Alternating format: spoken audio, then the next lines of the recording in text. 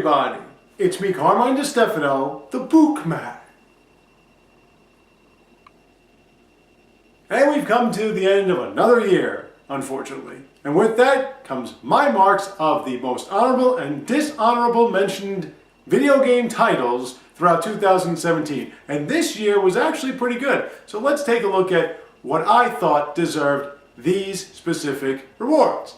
Starting with, most ambitious is definitely Horizon Zero Dawn. Here's a game from a company that used to just make first-person shooters, more or less, that decided to go into an open-world RPG style format. Granted, it was like a third-person shooter to some extent, but you had some options. You had this post-apocalyptic setting with all these machines and a woman protagonist there to take it all on by herself.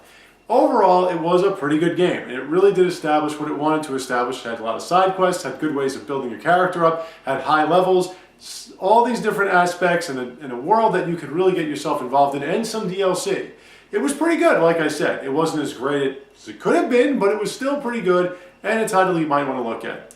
Next is Surest Bet, which goes to Super Mario Odyssey, obviously, because every time Nintendo produces a new console and they produce a new Mario, you get a good game. The formula is pretty much the same with platforming at its elite, but there are little changes there that make you realize you're playing Mario, but for a different, I don't want to say generation, but a different concept. There are so many different aspects of this game with the hidden areas, the moons that are everywhere, not just 16 or whatever. You got 50 to 60 moons per world, all the different worlds and all different aspects. It's kind of similar, but it's sort of different, and with that you get a great title. That's how Nintendo does it. After that, most coveted is definitely Metroid Prime 4. I know a lot of people were really looking forward to the Samus Returns on the 3DS because they want that 2D side-scrolling Metroid. I like the first-person shooter, and I don't even like first-person shooters, but I like the first-person shooter 3D Metroid Prime, where you can really get an idea as to how to be Samus Aran. And this, just announced, was more than enough to get me excited. Least coveted is Travis Strikes Back, No More Heroes. Not because I think the game is going to suck, it's just that I wasn't really looking at playing it, and after watching playthroughs of the first two, I sort of got a little bit more into it, mostly because of Crystal. But whatever the case, it's not a game that I was really looking at playing, and it's certainly not a game I'm really sure I want to play. No More Heroes, I tried playing the first, it was really slow at some points, and I just kind of got out of it. And I'm not sure where they're going with this one, so it's kind of weird. I know that they do this thing with different video game types in the one type title that they have, but how they're going to go about it now, I mean, it's a Switch game, so I'm going to get it, but I'm not sure if it's going to be a game I'm really going to enjoy. Then we get to most frustrating, which is definitely Persona 5. I could have put it on the title until I actually played it. Now, this game was released in Japan originally last year, but seeing as how it was released worldwide this year, it counts as a title this year, and this game sucks. You spend an hour plus of doing nothing but hearing people talk about the current situation, harping on the concepts that you have to despise this person who was just introduced as your main nemesis at that moment for reasons that seem to be a little bit too over the top.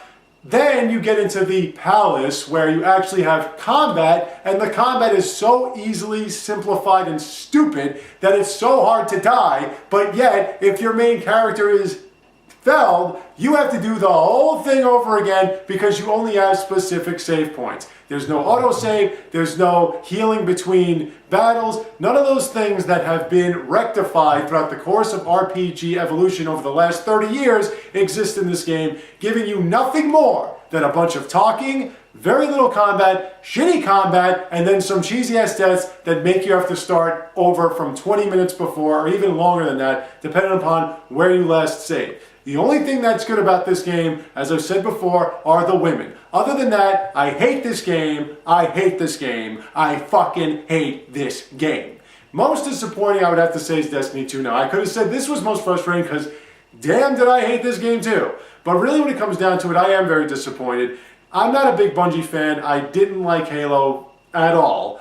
And I'm not a first-person shooter except for Metroid Prime, I'm not a first-person shooter fan.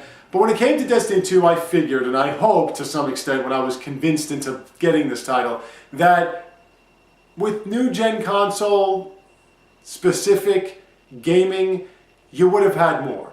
You would have had a little bit more to do with your character. Your character would have had a little bit more of a voice. You would have been able to get a little bit more involved in the different worlds and everything like that. You would have probably had different worlds, period, and everything like that. And what you got was a 10-hour campaign that was more or less just being overwhelmed by enemies. You got your grenades that you have to wait to recharge. You got your weapons that you have to pick up off the ground all the time, and ammo that comes off the ground all the time. You got your melee attack, which does a one-hit kill. You got some things to do, and then you have your online play. It's the same thing as it would have been if it were Halo, as it would have been if it were any other first-person shooter. The only difference is, I don't know, you can have a supercharge, which takes forever to supercharge. Other than that, it's another first-person shooter that you've played a million times, with maybe some DLC and maybe some loot grabs and whatever. But you've seen it before, and that to me I felt was a little disappointing. Most pleasant surprise now was Resident Evil 7 Biohazard. Not because I didn't like Resident Evil. I'm a huge Resident Evil fan. I've been a Resident Evil fan since the very first one on the PS1, which, by the way, was actually going to be released, I think, on the Super Nintendo originally.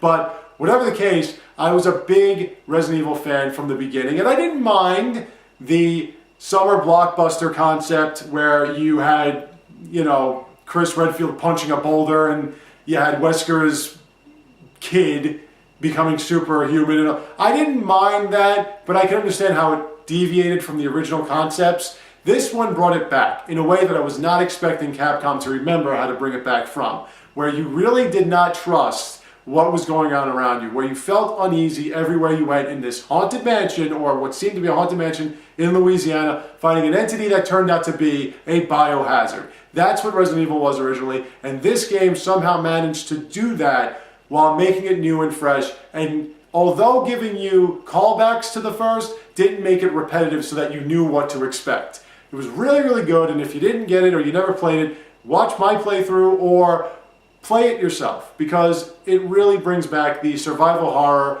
maintaining your inventory. It really brings you back to those days without it getting too difficult or frustrating. And that leads me to the game of the year, which I have to say is The Legend of Zelda Breath of the Wild. It's not because I'm a Nintendo guy. It's not because I enjoy playing Zelda. It's because this game did what Skyrim was supposed to do and made it better. It was Hyrule, it was all that stuff, but it really gave you the sense of being alone in this broken world where everything is out to get you. The Guardians, the enemies, everything is out to get you. You really felt as though the people of Hyrule are barely hanging on. And with that, there are so many different ways to play this. You can beat it in 20 minutes, or you can take 20 years. It depends on you. You do whatever you want. There's always something to find. There's always something hidden. There's always something you can locate.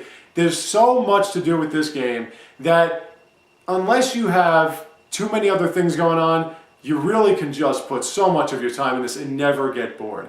It somehow made Zelda completely different while maintaining what it once was, and became endearing because of a lot of the cutscenes and a lot of the characters involved. It's a really tremendous title, and definitely the best one this year. So that's my list for this year's Year in Review. What'd you think? Leave your comments, questions, and criticisms below. Thank you all for watching. I have more for you soon to come, so stay tuned, take care, have a great day, and a Happy New Year!